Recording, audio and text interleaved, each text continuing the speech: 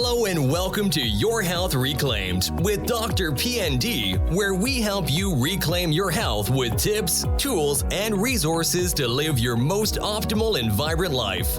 Here's your host, DrPND. Hello and welcome to Your Health Reclaimed. This is your host, DrPND. I'm sorry, guys, we have been a little absent for the last few weeks, but we're back on schedule with a whole bunch of podcasts. So today we're going to continue on a very important topic and one that I deal with on a daily basis with all of my patients and clients, and that is gut health. I know this is a topic that has been drilled before many times and currently still is by many great experts out there. But the reason I feel very compelled to speak about that today is that it's an extremely important topic and something that has not been addressed, and things are getting worse. They're not getting any better in that field. And I believe that we need to keep talking about it and keep teaching and educating until things become better and become to be addressed. Because, as I said before, it is a very pressing issue, and 95% or more of the patients that I work with, they do have substantial gastrointestinal GI issues. So today we're going to discuss the 12 factors that cause gastrointestinal inflammation, and the 12 things that needs to be addressed and done to be able to reverse that and help those issues. So let's go ahead and begin just a little bit of a primer on gut health. As I previously discussed, the gut microbiome influences pretty much every aspect of our health. However, gut inflammation is also a crucial determinant of intestinal and whole body health as well.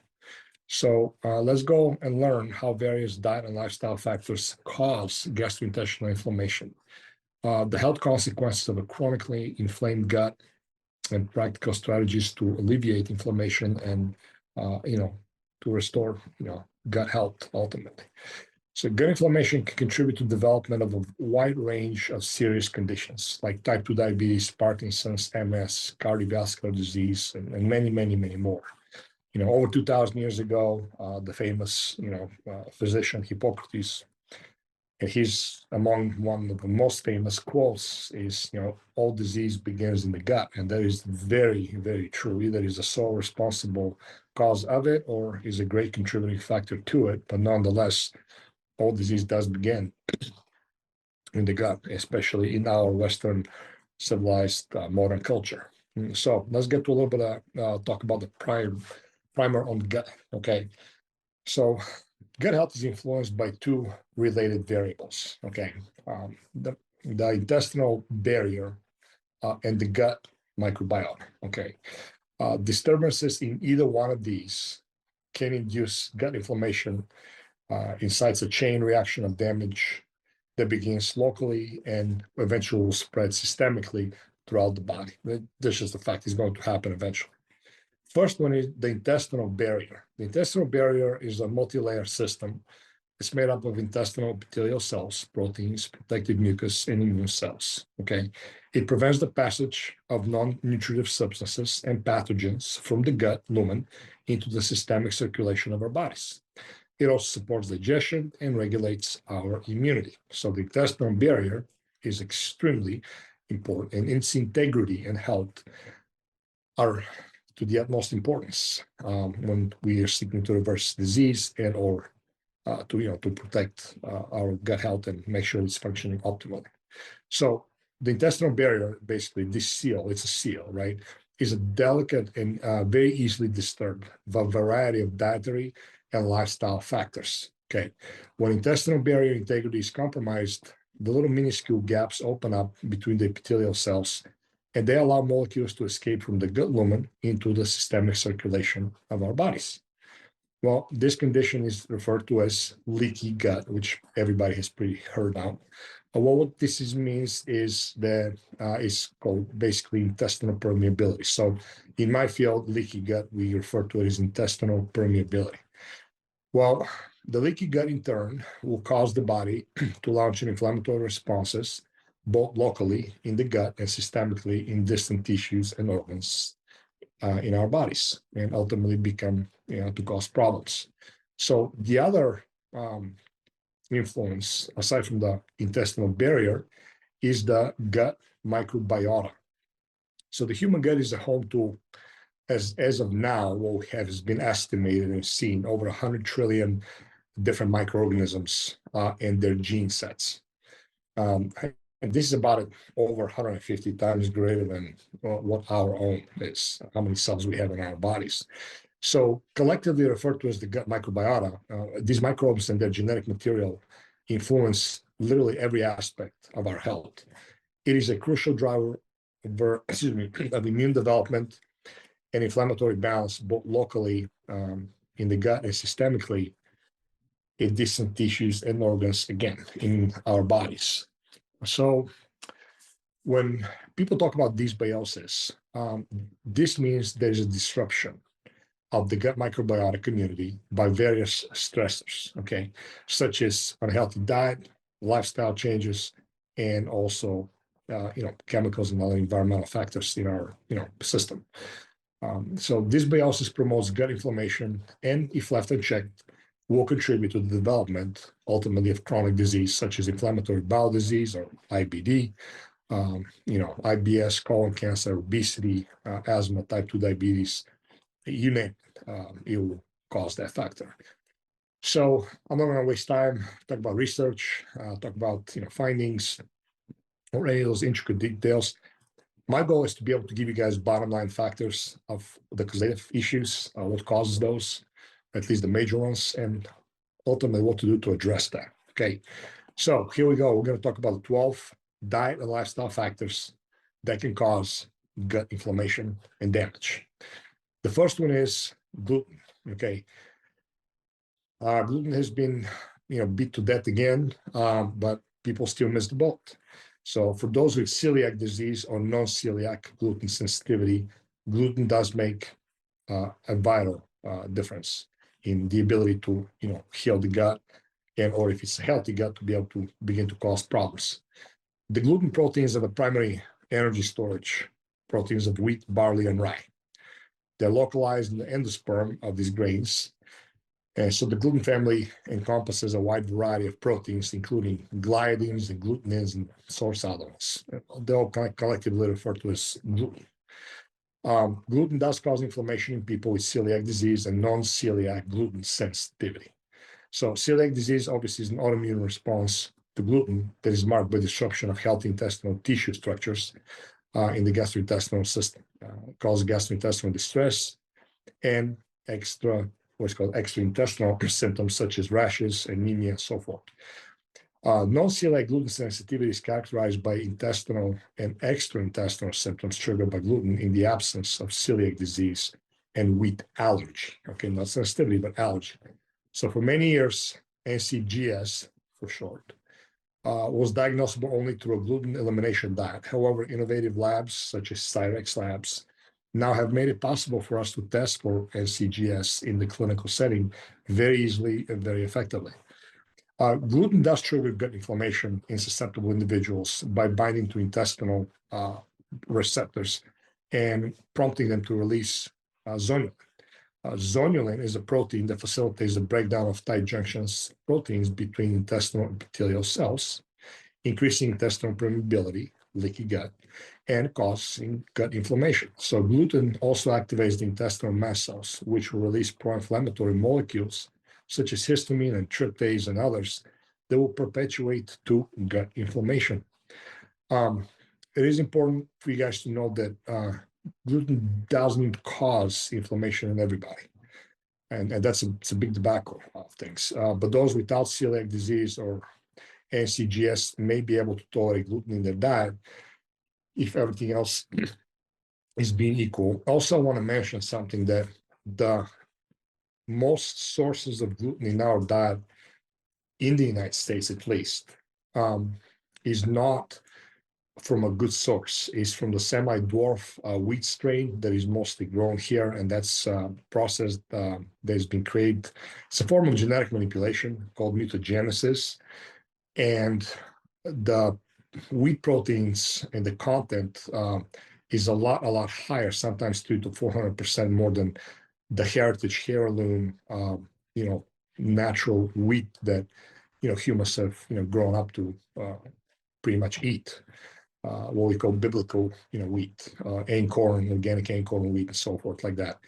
So a lot of times, even if somebody doesn't have that allergy or gluten sensitivity or reaction to gluten, many times we are seeing, even though it's not measurable, that gluten content and amount in the diet will cause inflammation regardless. So best if you have any kind of gastrointestinal issues is to avoid gluten, or at least keep it to a minimum. The other thing is I'll very focus to only organic, certified organic gluten containing products, such as like Ezekiel breads or Alvarado Bakery, which are sprouted on top, make it more absorbable and digestible.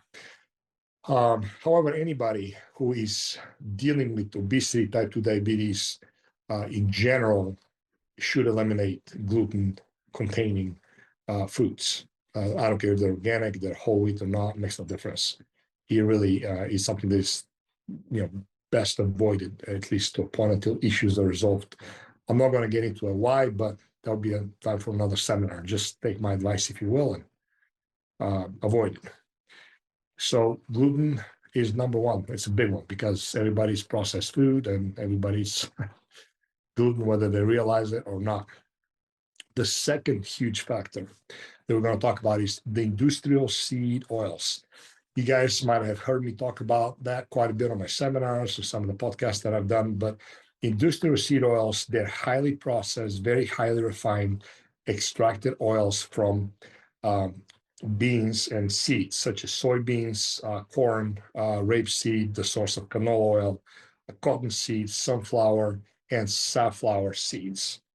These occupy the majority stake in the standard American diet. Okay, now you can look up the manufacturing, the processing of industrial seed oils. You're gonna have to kind of sort of have a food chemistry degree to be able to understand it, but ultimately, from start to finish, it's a completely different animal, completely different product.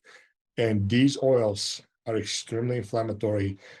We call those metabolic poisons. Okay, and they are ubiquitous. They're everywhere. They're used everywhere. If you doesn't matter, you go to a fast food place, if you go to a steakhouse, they're going to cook with those oils. They're going to use those oils to prepare the food directly or indirectly.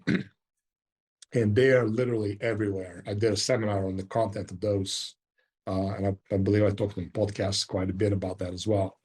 But as I said, they occupy the absolute majority stake in the standard American diet. Introduced to the human diet literally little bit less than 2 centuries ago, these oils represent literally an evolutionary mismatch and promote severe gut and overall systemic inflammation in the body.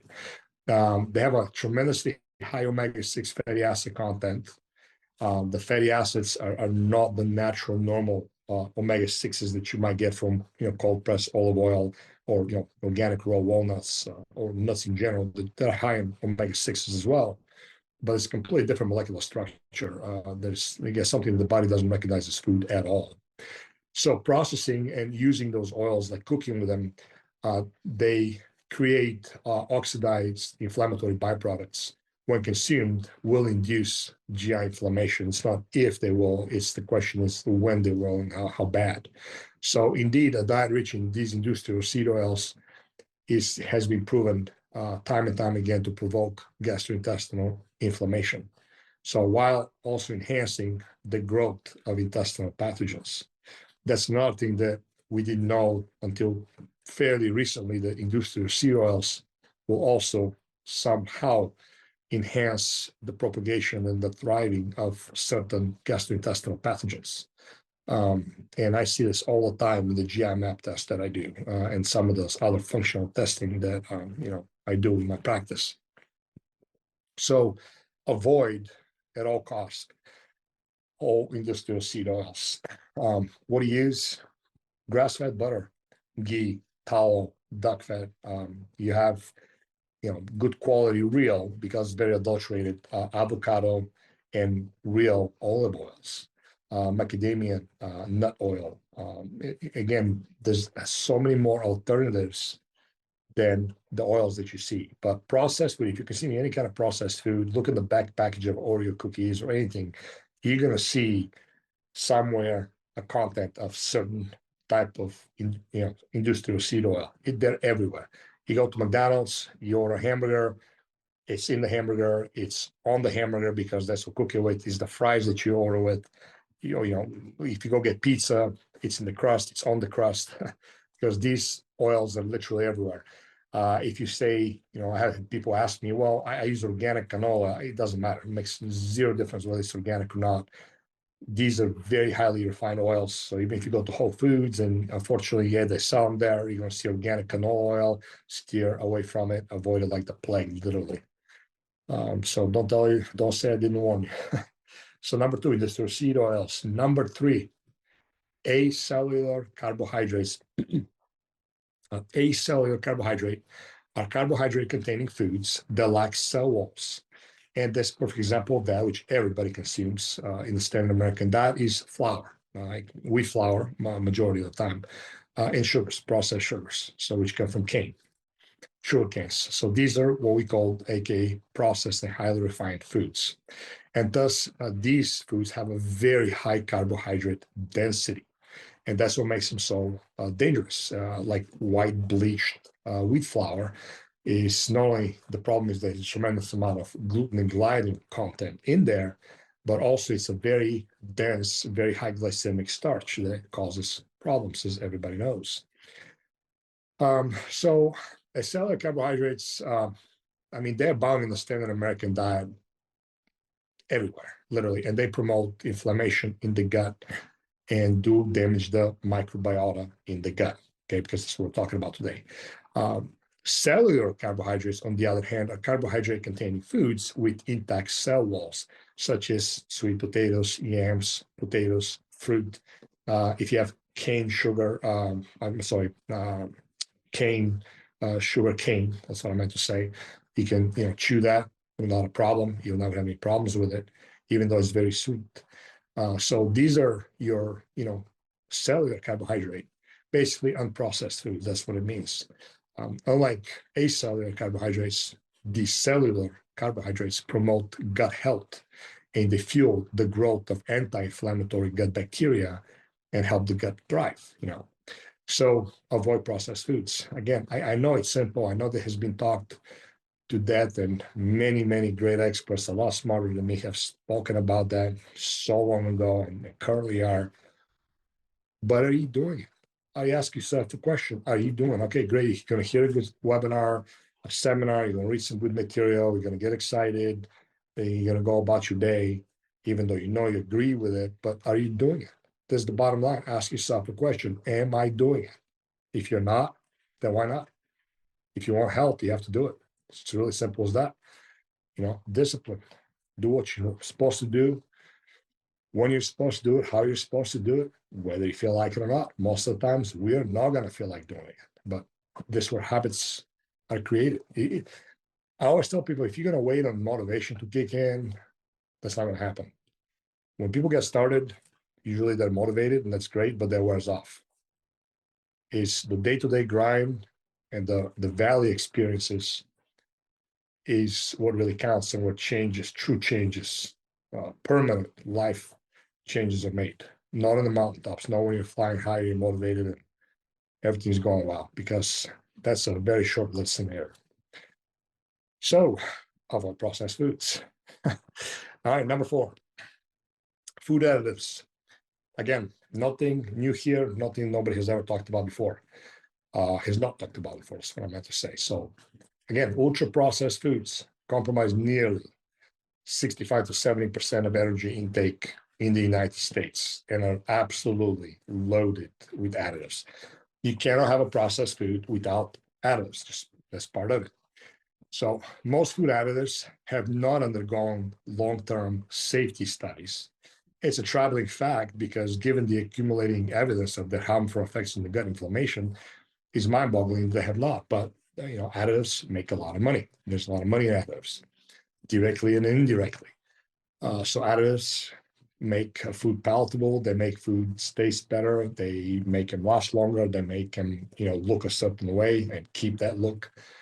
So, they're very valuable to a lot of, the big agro giants, people that produce processed food. So, perfect example, one additive that has become a staple, honestly, and a standard is maltodextrin. Maltodextrin.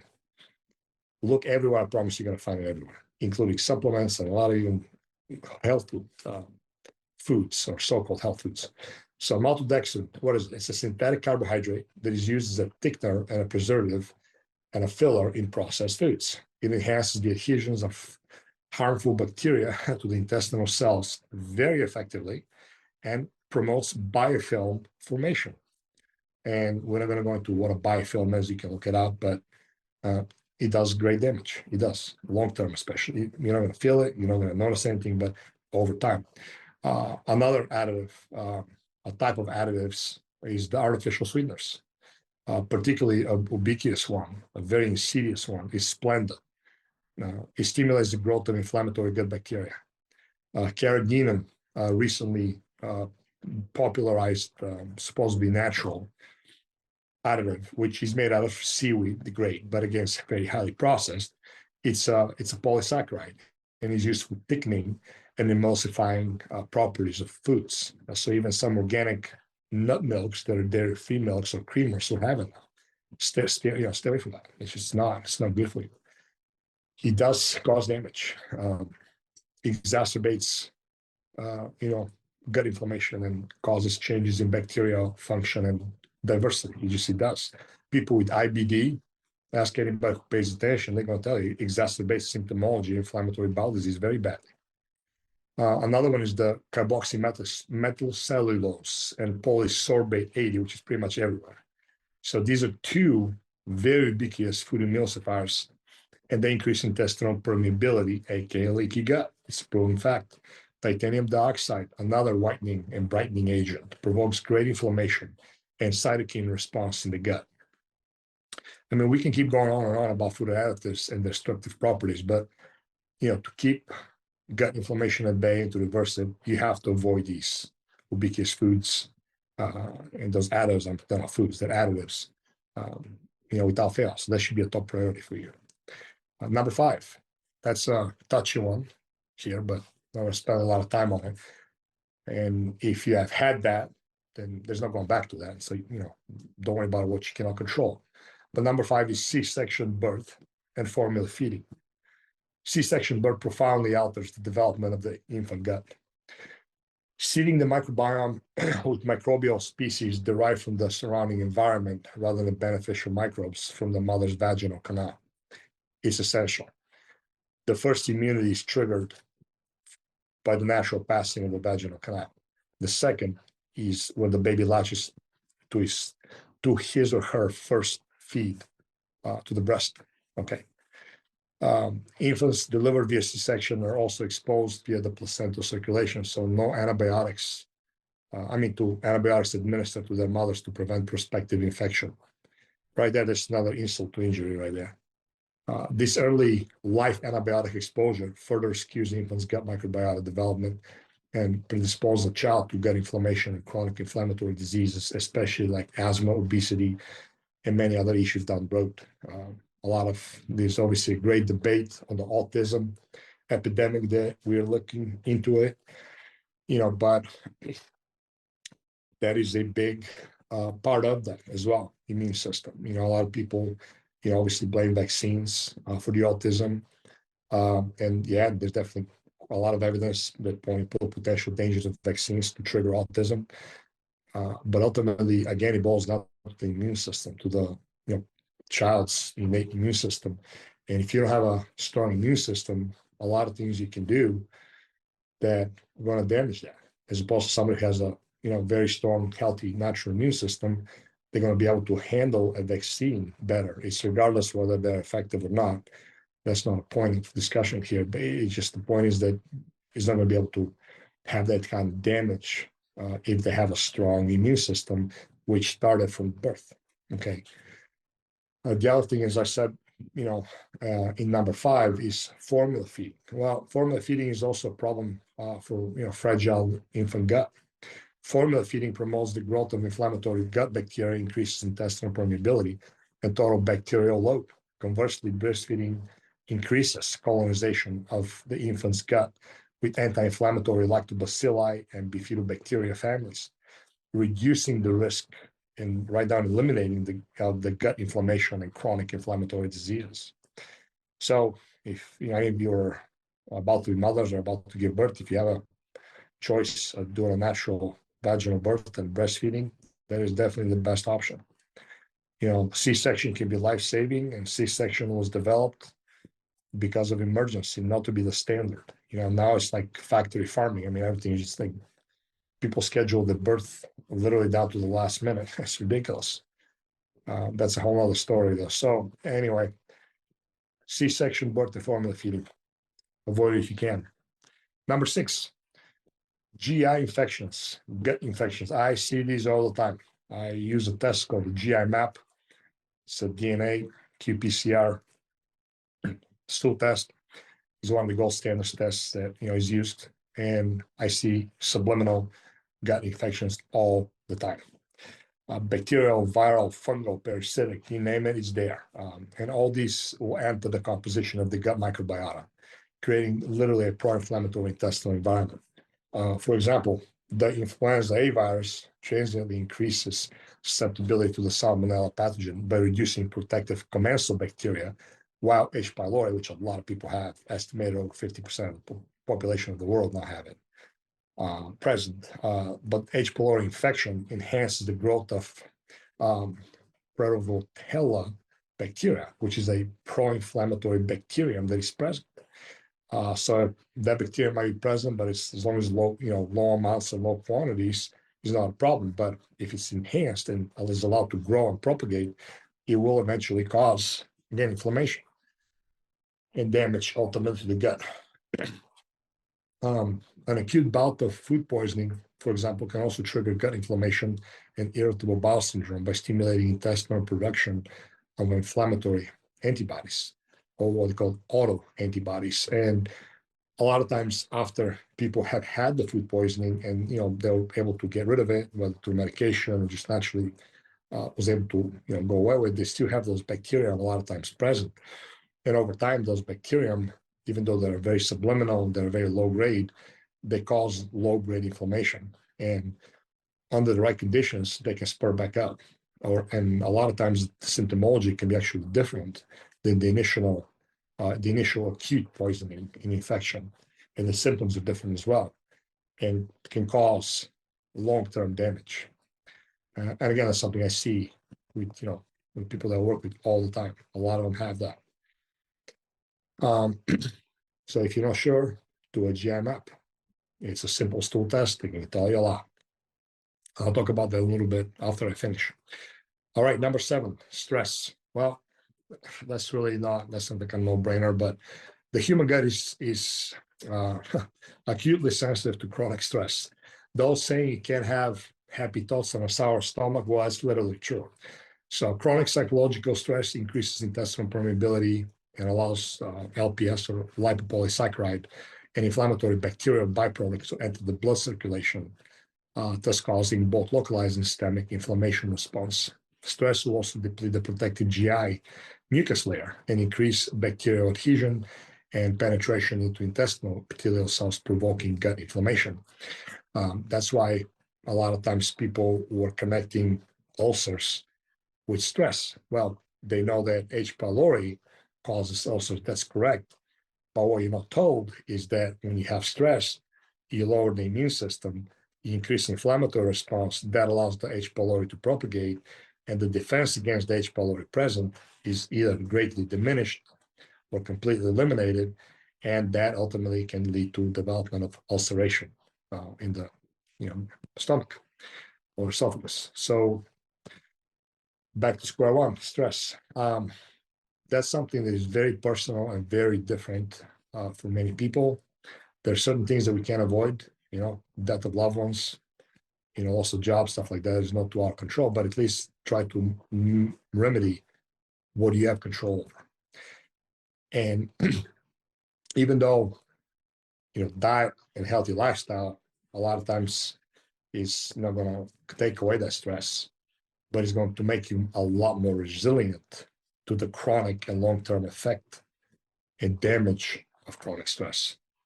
So even though you're not going to feel necessarily better, you're not going to function in a sense any better, depending on what kind of severe stress you have or PTSD.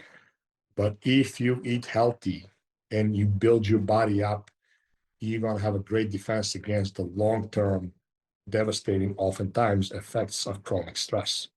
So, yeah, the stress itself you can't control because very few of us really able to control many things. Pretty much nobody. Again, especially big things like loss of loved ones or other calamities that are not within our control.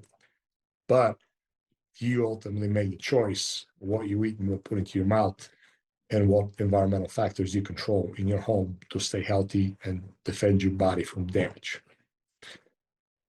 Number 8, sedentary lifestyle and overtraining. Well, sedentary lifestyle was really the only thing was talked about probably about, 15 years ago.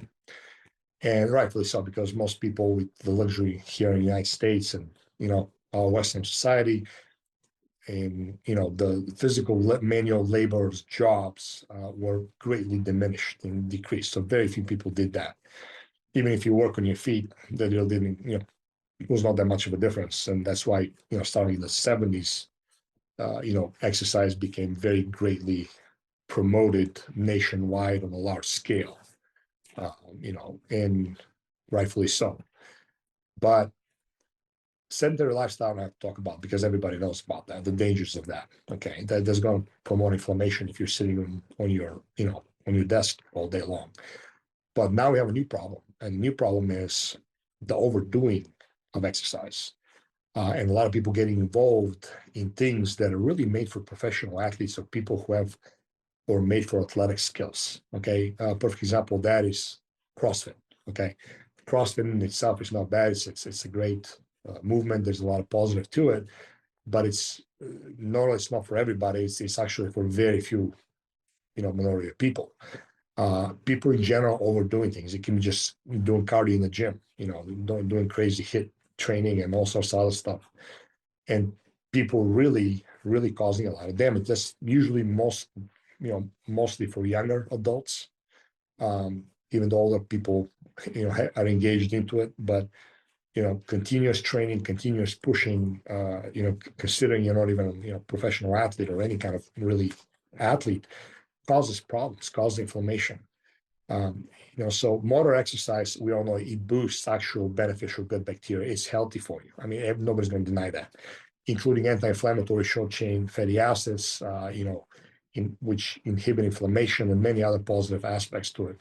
But conversely, a sedentary lifestyle obviously is associated with increased infiltration and inflammation and other issues. And again, right behind that is the overdoing of exercise. Okay. And a lot of people think, wow, exercise is good. And in moderation, whatever moderation is for you, well, they think, well, if this is good, then more is better. And it's not better. It's actually worse. Okay. So excessive physical activity will increase intestinal permeability and negatively alters the gut microbiota. If you have a chronic inflammation illness or under significant psychological stress, you'll want to limit strenuous exercise by default and focus on gentler activities such as walking, riding a bike, swimming, yoga. Even if it's the exercise you're doing, to a lot less intensity. I personally, had to do this, and it was hard. I lost a parent, in a way that it was very unpleasant and unexpected. And I was in the middle of training, and that's a big part of my life is, working out with weights and, pushing cycles and doing, different performances with weights. And as much as it's fun and it's good for you and it's lovely, and as much as benefit I've always received from it, I really had to downregulate my intensity and my frequency because the overall psychological stress was just too much, and my body started hurting, and I was struggling. And luckily, I had enough wisdom to understand that it's time to really downregulate my exercise intensity. So whoever watches this, I know a lot of you guys probably, are CrossFitters or, train hard and what have you now, but keep something in mind. If you have a lot of psychological stress, it's always good to downregulate. If you're in doubt, you'll never do worse than keep going. If anything, go the opposite and do less. So just keep that in mind, because that's something that is very hard to comprehend, because again, training is always associated with positiveness, with productivity, with health, vitality, and being part of a healthy overall lifestyle in the community, especially if you're doing it together. But overtraining will hurt you, and it will hurt your gut. With that being said, if you don't have psychological stress, everything's going, relatively speaking, well in your life, but you do have physical damage to your gut, especially people with Crohn's, IBD, more severe stuff, it is essential that you don't overtrain, because you will continue to damage the gut and exacerbate that condition without fail. So just keep that in mind. All right, we're almost done here. Number 9, circadian rhythm disruption and sleep loss. Well, that's been talked to death, but it's extremely important, because it's so easy nowadays not to sleep well and practice things that make you lose quality sleep. And even if you're sleeping 8-9 solid hours, that sleep quality might not be optimal. There's a difference between quantity and quality. So the circadian rhythm is a set of internal biochemical processes that occur approximately 24-hour cycles, and they regulate many aspects of your physiology, including the gut health and its inflammatory response. So the circadian rhythm is disturbed by factors such as evening blue light exposure, irregular sleep schedules. The gut health will suffer without fail. Okay, especially the guys that do graveyard shifts, third shifts, problems all the time. That's why I see a massive correlation between weight gain and even obesity with people that work chronic, third and off shifts like that. Circadian rhythm disruption has been found to promote the growth of inflammatory gut bacteria. It will decrease the beneficial microbes, the good guys, and will upregulate intestinal permeability, aka leaky gut, and LPS transporting to the systemic circulation of your body. Basically, no good.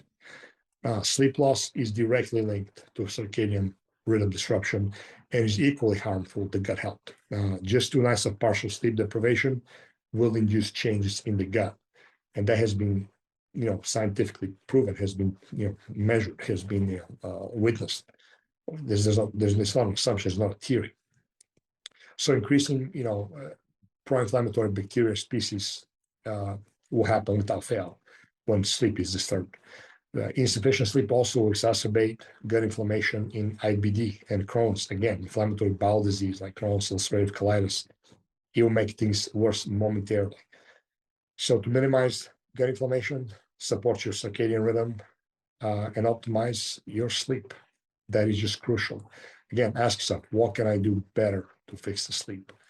I understand that this is going to happen overnight, but these are little changes that can take place little by little. All right, number 10, antibiotics. We have an epidemic of antibiotic overuse, and we're reaping the benefits. About 20 years ago, you started seeing MRSA with the methicillin resistance bacteria that but this is the least of it. The frequency with which doctors prescribe antibiotics has instilled a false sense of security. That has been a big problem. Okay, in many patients. After all, your doctor wouldn't prescribe you a drug unless you really need it, right? Well, unfortunately, flipping what is called prescribing antibiotics now is the norm in our society. Somebody sneezes the wrong way, call the doctor, hey, I'm going to get you a Z-Pack. I mean, it's like taking like a vitamin or drink of water, and the effect of gut health completely, even though they know, tend to be still minimized and downregulated. Like give you something simple, like, well, just make sure you eat some yogurt or drink plenty of water. Like that's going to fix the damage from the antibiotic. You have to understand abundant research indicates that antibiotics will have a long-term deleterious effect on the gut microbiome and will induce GI inflammation. There's no question to that. Okay, do your own research, you'll see it. So antibiotics, they'll reduce the diversity of the abundance of the commensal healthy gut bacteria, and the overgrowth of inflammatory pathogens such as C. diff, Clostridium difficile, and others will be allowed to propagate actually after the antibiotic has been discontinued. So these microbial changes can last for months or years, literally after cessation of the antibiotic. The adverse effects are most pronounced in infants and young children who yet have not developed fully, and who are going through a critical time window in their gut microbiome development. So think about very heavily before you use antibiotics. Unless it's something very serious, emergency situation, that's one thing.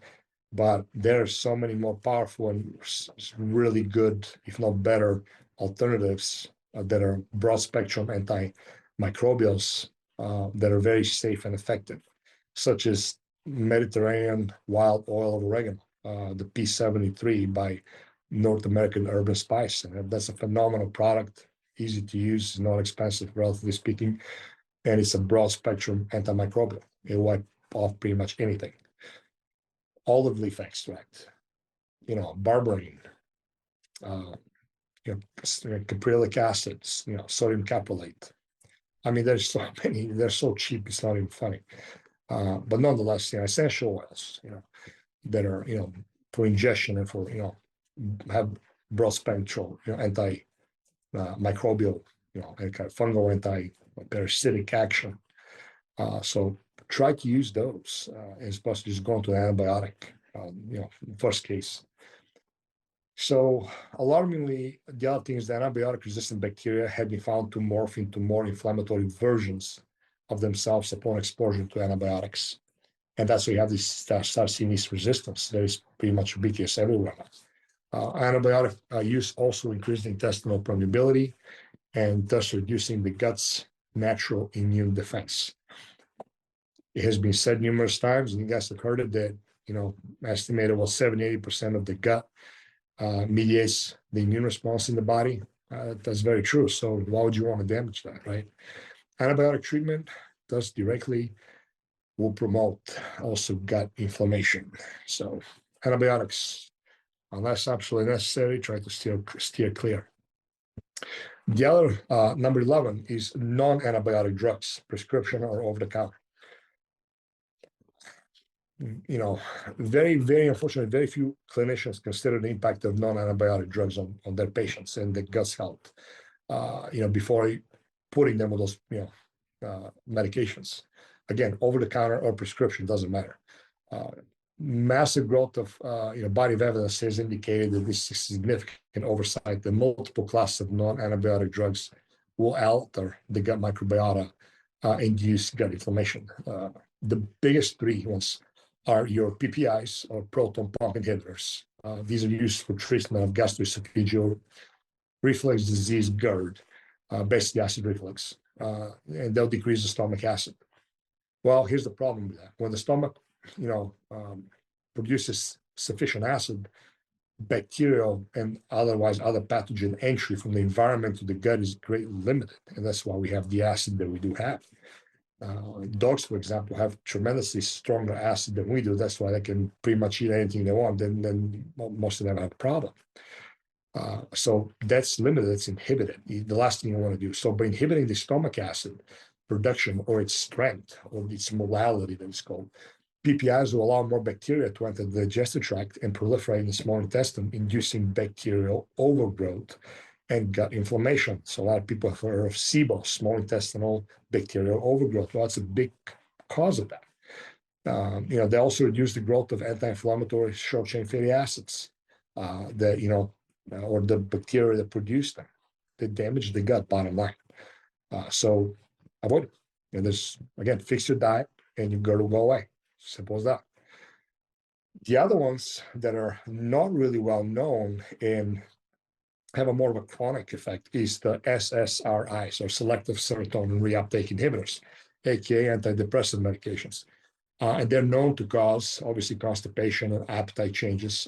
Preclinical studies have indicated many times that, for example, the Prozac or fluoxetine, I believe that's how it's called, alters the gut microbiota and community and the actual structures, increasing at the same time dysbiotic gut bacteria. So what happens? Bad for the gut. Oral contraceptives, bad ones. those also trigger gut inflammation. In fact, their use is directly associated with increased risk of Crohn's disease and subtype of inflammatory bowel disease. That's not going to happen after a few months or even a year or two of use, but prolonged use, it definitely happens. And again, these are studies that are there. Proof has been accomplished. It's not really a theory. So number 12, the last one, is environmental toxins. Well, thousands of new chemicals are developed by industries every year. We know that. In the United States, most of these chemicals do not undergo comprehensive safety testing analysis before they're actually released for use or general use. This fact is alarming because considering the host of adverse health effects linked to existing chemicals in our environment, it's bad. I mean, you guys, all of you know that. Environmental toxins are everywhere. I do testing. I have especially a urinary test that I do for over 200 different environmental chemicals that are used in regular household and daily lives, not in the heavy industries, but actually people's daily lives that are approved, and everybody's got people loaded all the time, and none of them work in factories or certain chemical places that they can get exposure very readily and easily, but no, just daily lives. So they do. They cause a lot of problems. And gut inflammation is one of the most frequently cited consequences, actually, of exposure to environmental toxin. So BPA, or bisphenol A, which everybody knows again, is found in plastic water bottles and food containers. That's why I see BPA-free stuff all the time. Children's toys, cash register receipts, and many others. But these promote inflammation, and actually BPA will increase harmful bacteria and will cause leaky gut, aka intestinal permeability. Alternative plasticizers, like found in BPA-free products, believe it or not, are equally, if not more, damaging because they took out BPA, but the other bisphenol chemicals, which can be many, are not tested. So they're also producing problems. It just doesn't stop. So one of the best ways is use stainless steel, ceramic, or glass. Simple as that. Okay. Some good quality silicone products can also be used with relatively safety, but stainless steel, ceramic, and glass is your absolutely best bet. Especially glass that is pure silicate, silicone I think it's silicate borate. I'm not sure, but that's the purest glass that you can get. So switch to that. My wife and I, that's all we use. We use glass, a little stainless steel, and everything else is just glass. Okay, and everybody makes this. One of the best ways to eliminate plasticizers and those types of environmental chemicals out of your system. Also, when you get your receipts from the cash register, unless you need the receipt, either have it emailed to you or just tell the cashier to throw it away. You don't need the receipt. And if you do, handle it with care and don't try to touch it, rub it in your hands, because it does permeate to your skin. Triclosan is a very popular chemical. It's being used and is still used everywhere. That's any microbial or antibacterial soap, lotion, product will contain that. It's a synthetic antibacterial agent and is used in hand sanitizers and personal care products everywhere. So this increases intestinal inflammation. Okay, bottom line. Glyphosate, the main constituent in Roundup, that too is a main component, again, Roundup herbicide particularly, but that decreases lactobacillus bacteria in the gut and facilitates the growth of antibiotic-resistant E. coli bacterial strains, making glyphosate act as actually an antibiotic in the gut microbiome. And that has been known for over 30 years by their own scientists, actually, that there's, glyphosate alters, gut bacteria and causes inflammation and other problems. So avoid these. Simple. How do you do that? Well, buy certified organic food. You having glyphosate on your food from organic produce and food in general is highly unlikely. So at least it's very greatly decreased. The other thing is too is, again, buy organic, even if you buy grains, because glyphosate is used as a desiccant. So it's sprayed on crops for elimination of mold, as well as desiccating, meaning that they can dry them out so they can be harvested on time. But avoid it. All right. we can talk about here for a long, long time, but guys, these are real things that need to be addressed. And unless you do, you are going to pay a price. Okay. And the older you get, the more problems are going to begin to happen and the harder it's become to address. But everything that I mentioned, these things are, aside from a C-section and the breastfeeding formula, it's not hard to do. Okay. Let me go over real quick of the 12 consequences of intestinal inflammation. Okay. The biggest ones are going to be allergies. Okay. Gut inflammation is definitely the root cause of many allergies, including seasonal allergies. Okay. It's an imbalance between beneficial and harmful gut microbiome, and we increase the pro-inflammatory cytokines in the gut. And that will cause ultimately, a reaction. So on the other hand, the healthy gut, on the other hand, will inhibit, allergic sensitization to the release of anti-inflammatory short-chain fatty acids and immune balancing T regulatory cells. So what's the bottom line? Fix your gut. Okay, get healthy gut. Very important. Number 2, autoimmune diseases. Everybody's got them nowadays. You all know that, okay? Gut inflammation, it is the preceding factor in the development of autoimmune disease. Individuals with type 1 diabetes, for example, demonstrate higher circulating level of lipopolysaccharides compared to individuals without diabetes, which is very, very strong inflammatory, particles. Zonulin, like we talked about, that opens up the tight junctions and causes leaky gut. That too. Yeah, it's definitely higher in people with autoimmune disease compared to healthy control groups, denoting again the role of leaky gut in autoimmune disease. Gluten sensitivity and chronic stress are the 2 triggers of gut inflammation that often precede autoimmunity, therefore by doing it by damaging the gut. Like we talked about this, right? Number 3, arthritis. Inflammatory alterations in the oral and the gut microbiota will, including overgrowth of the carcinogenic bacterium Porphyromonas gingivalis, if I'm pronouncing this right, and decreased commensal bacteria, or the good bacteria, is associated with progression of arthritis. Dysbiosis in leaky gut will induce a systemic inflammatory response, triggering the release of cytokines that cause musculoskeletal degeneration. Okay, so if somebody has a genetic propensity for that, well, guess what? It's you're going to get arthritis. On the other hand, anti-inflammatory commensal bacteria in the short-chain fatty acids, they have been found to alleviate, and in many cases, reverse arthritis. It's obviously a lot easier to prevent arthritis, but nonetheless, at least you can greatly, help it. So fix the gut. Okay, fix the gut. Number 4, cardiovascular disease. Well, to this day, unfortunately, with all the statins and all the medications and procedures we have, it is still the leading cause of death worldwide. And the medication and surgery are definitely the cornerstone of conventional medical treatment. However, growing evidence of the link between the gut and the heart health suggests that gut-targeted therapies may be the treatment of the future CVD, lifestyle and diet, and we all know that.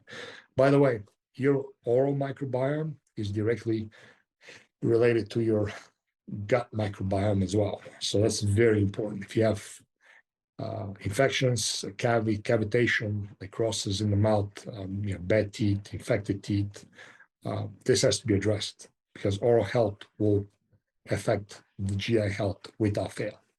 So just keep that in mind. A lot of people have periodontal disease, and the same principles that are applied in the gut will apply to the oral microbiome. Okay. The GI disorders are obvious, but IBD and IBS, colorectal cancer, and diverticulitis are obviously the causes of gut inflammation. Number 6, we briefly talked about is, depression and anxiety. You have a lot of emerging evidence and research indicating the immune system activation plays a central role in the development of depression and anxiety. The human gut harbors approximately, again, 70 to 80% of the immune system, depending on who you listen to, but it's no surprise that gut inflammation significantly will impact mental health. Do not be deceived. Psychological trauma in childhood, and trauma in general, absolutely can and will lead to that. But also, do not discount the physical causative factors. And as I said before, it's better for you to have a PTSD, for example, some kind of mental trauma, they have anxiety and depression, and have a healthy body, physically healthy body, than to have that and have a physically unhealthy body that is causing problems. And by default, when you have a healthy body, even though the depression and anxiety is not going to go away, it can be greatly reduced, or at least a lot more manageable and tolerable. And at the same time, again, you're not causing physical damage. So you can't go wrong by fixing the gut, regardless if the causative factor of anxiety and depression was a psychological trigger. Okay. And also, please be careful. People have talked or have presented things like, well, if you fix your gut, you're going to fix the anxiety and depression. That is not necessarily the case at all, because if the cause is physical from gut damage, like I presented here, then yes, you'll be able to address depression and anxiety. But nowadays, most often, it's either a combination of both, but oftentimes people have tremendous amount of trauma and hurt from psychological experiences that are causing that. So you fixing anything with the gut, you might not do anything with or let alone fix everything with anxiety, depression. So that's a very, very dangerous thing to assume that if you fix everything physically, the depression and anxiety is going to go away. You can help it. It can definitely alleviate it. You'll be better off regardless, but it's not necessarily going to go away if that's not the cause. So just be careful with that. I mean, the gut-brain axis, it's a bidirectional signaling network, and the entire nervous system of the gut is the central nervous system. It mediates the relationship between the gut, inflammation, and mental health. So remember, it's a bidirectional system. That's all saying. Regardless of the causes, you're always better off addressing, the physical aspect that you have control, because you do control what you eat, you do control what kind of lifestyle you live to a point, and still, have in the other side, it will be better regardless. But enough of that. So number 7 will be neurodegenerative diseases like Parkinson's, Alzheimer's, dementia, MS, ALS, directly gut-to-gut inflammation. Okay, directly. It might be because big causative factor, or might be a big contributing factor, but regardless, it is associated very heavily. So address the gut to protect yourself from neurodegenerative disease. Neurodevelopmental disorders, that's another one, and that's a touchy subject for a lot of people, especially with children. But again, you're going to be able to really make a big difference in the child's health if you control the diet and the lifestyle. Okay, and that can be PANDAS, that can be PANS, that can be ADHD, ADD, you name it. But it's very important to really address the gut. Number 9, osteoporosis. A lot of evidence points to gut inflammation that promotes osteoporosis by disrupting the balance between the bone building and bone resorbing cells, leading to a net loss of bone mass. Gut inflammation also will decrease by default the absorption of critical bone building nutrients such as vitamin D, phosphorus, calcium, magnesium, vitamin K1, K2, vitamin A, vitamin E complexes, all these. Combine that with a standard American diet, which most people are deficient or have a subliminal deficiency or subclinical deficiency by default, you're even exacerbating that by having a damaged gut that prevents or drastically decreases the ability to absorb and assimilate those micronutrients. So osteoporosis, fix the gut. Okay.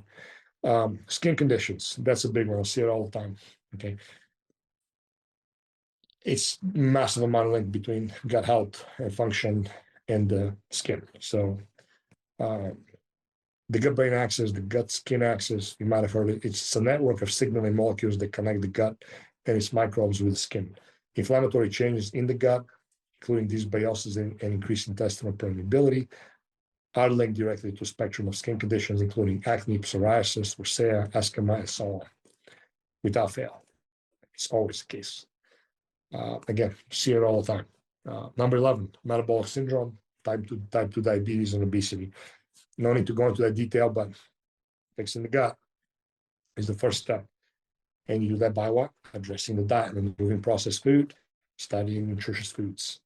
Number 12, that's a very popular one now, non-alcoholic fatty liver disease, the NAFLD. This is an accumulation of excess fat in the liver in people who consume little or no alcohol. So you can't say it's alcoholic liver disease because those people don't drink alcohol. And this closely related to metabolic syndrome, type 2 diabetes, and obesity. And a compromised gut microbiota and inflammation will drive NAFLD without fail. So whereas beneficial, good, targeted therapies such as probiotics, alleviation of stress, addressing healthy anti-inflammatory diet will reverse that. NAFLD is very easily reversible, very quickly too. Right? 6 to 9 months at tops, you can completely reverse that. So ultimate question again is, how do you correct gut inflammation? Because that's what we talked about. Gut inflammation, how do you reverse that? First and foremost, without fail, the absolute most powerful weapon that you have, that is your diet, what you put into your mouth. Very simple. People start to beat things to death, and people experience what's called paralysis from over analysis. And I see it all the time. Do I do keto? Do I get full-blown keto? Well, what is keto? Well, can I eat this? Can I eat that? Is it paleo? Is it, this diet? Is that diet? Is those foods? These foods? It is very simple. If you don't have, first of all, the optimal way to do it is get tested. Know what's going on in your gut. What dysbiosis do you have? If you have dysbiosis, what needs to be fixed? Do you have pathogens? If you do, then you have to address the pathogens. If you don't, that's a step you don't have to worry about. Do you have inflammation? Where is that inflammation coming from? What is the inflammation? Do you have digestive sufficiency, like enzymes? If you don't, then that needs to be addressed. And ultimately, do you have food sensitivities? I didn't say allergies, I said food sensitivities, which will drive that inflammation. Okay. So that is the best way to go for. Don't guess, test. Do a testing, know exactly where you stand, and go from there. But ultimately, regardless, it's going to be your diet. Diet is number one. That is the most powerful weapon. If you don't have the ability to work with somebody, if you don't have the money for testing, or don't know anybody who does testing, then again, it's diet. Eat unprocessed, natural, wholesome, preferably organic food, and you will not go wrong. It might not be the most optimal diet for you at the time, based on food sensitivities and things like that. Nonetheless, you're going to get there because now you go in the right direction. All right. Think of it as testing, having a little laser focus, and you hit the bullseye from number one, from the get-go. That's your perfect diet for you, perfect supplemental protocol for you. And you're going straight, and you're doing this in the optimal amount of time in the optimal way possible. Not having testing, not having somebody to work with is kind of like a pinball machine. If you're really good at it, you're going to bounce around a little bit. Nonetheless, now you have a target, and you're going for the target. Eventually, you're going to hit it, and you're going to get there. It might take you a lot longer, but you'll get there. So what I'm trying to say is, fix your diet.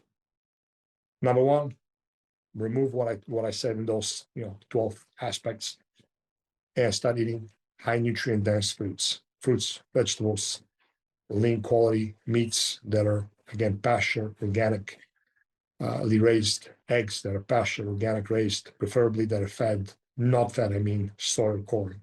There's many places now that sell them. They're soy free, or this soy and corn free, pasture, organic eggs. Same with the meat. Okay. Seafood, wild caught, good quality food. Stick to the low mercury, low heavy metal fish. Wild Alaskan salmon, sardines, anchovy, herring, mackerel, cod. Stay away from swordfish and tuna and grouper, which are very high in methyl mercury. But nonetheless, your diet is number one. That is removing the processed food. Okay, that's going to be very hard for all of you because they're severely addicted foods, and you are addicted. That's a step that you have to appreciate and realize, and admit to yourself that I am addicted to food. Okay, it's not carbohydrates that you're craving. Okay, people come up and say, "Oh, I'm really craving carbs." You're not. You're craving processed foods, because I can give you 300 grams of, French fries or cookies or bread or pasta or pizza, and I can give you 900 grams of carbohydrates from organic white rice and steamed organic yams and sweet potatoes, and you're going to still crave the same thing because you're not addicted to carbs, you're addicted to processed food. Okay, so I'll eliminate processed food, start eating high quality, nutrient dense foods. It is really that simple. Really that simple. And you'll get that, I promise you. Address your lifestyle, control what you can control. Don't worry about what you cannot control. Eliminate stress. Start drinking pure water. Okay, there's no substitution. Okay, pure water. You like coffee, you like tea, make sure they're organic. But it's fine. But water. Sleep. Address your sleep. These are lifestyle habits that are extremely simple, yet extremely hard to do because people have very faulty living habits. And the consequences is from wrong living habits ultimately, okay, that we've picked up as we grew up. So that is it for today. We went over, unfortunately, but I had a lot to say. It was very important. And I urge you guys to really take care of your health. If you guys want guidance, assistance, direction, contact me. That's what I do. That's what I'm here for. We can start with 2 simple tests. They're very convenient in-home testing. One of them is a finger prick test, and the other one is a stool test done in the comfort of your own home. And we can get you and point you in the right direction to address gut health and get you going on well on your road to health and vitality. So I hope you guys doing well. Stay strong, be diligent, be disciplined. Don't give up. If you fall down, you get right back up. People always ask me, what is the formula for success? What is the secret? There is no secret. There's no formula. But the fact is that the people that don't give up and keep going and get themselves up, regardless how many times they fail, and keep moving forward, are the ones that ultimately succeed. So that's it for today. I hope you guys have a phenomenal day. Thank you for listening to me. And I'll see you guys next time with more information. Thank you for your valuable time and for listening to the Your Health Reclaimed podcast with Dr. PND. Be sure to hit the subscribe button and share this episode with a person you know it can help. If we can help you in any way, or you would like to connect with Dr. PND, please visit drpnd.com. That's drpnd.com.